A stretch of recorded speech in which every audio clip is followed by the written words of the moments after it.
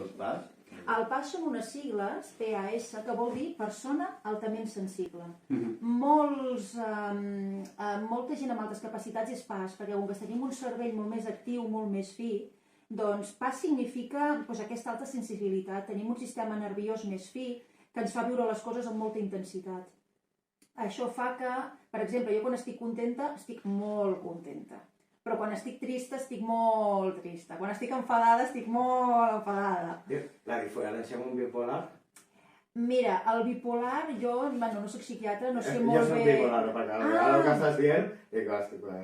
En el meu cas, jo sento les coses amb molta intensitat. Quan estic contenta, estic molt contenta. Soc com una nena petita. Arribes a l'eufòria ràpidament? Sí, a mi em costa diferenciar estar contenta d'estar eufòrica. M'acosta diferenciar-ho. A l'igual que m'acosta diferenciar estar trista d'estar depressiva, perquè visc amb molta intensitat les coses.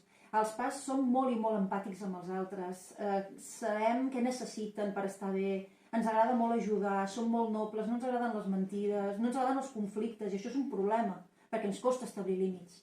Ens costa dir no, no et puc ajudar, ens costa dir no estic al teu costat ara perquè jo no puc, ens sacrifiquem per als altres.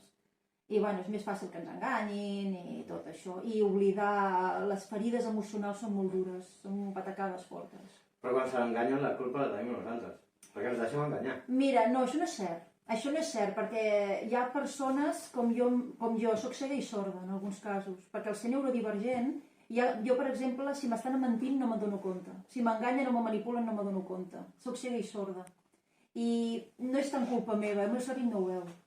El meu cervell no ho veu. Jo sempre dic, si a mi m'enganyen una vegada, és culpa de l'altra persona, perquè no és culpa meva. Jo tinc unes limitacions, jo tinc un cervell com el que tinc, i no és culpa meva. Si m'enganyen 2 vegades, és culpa meva. Què hi feia jo allà?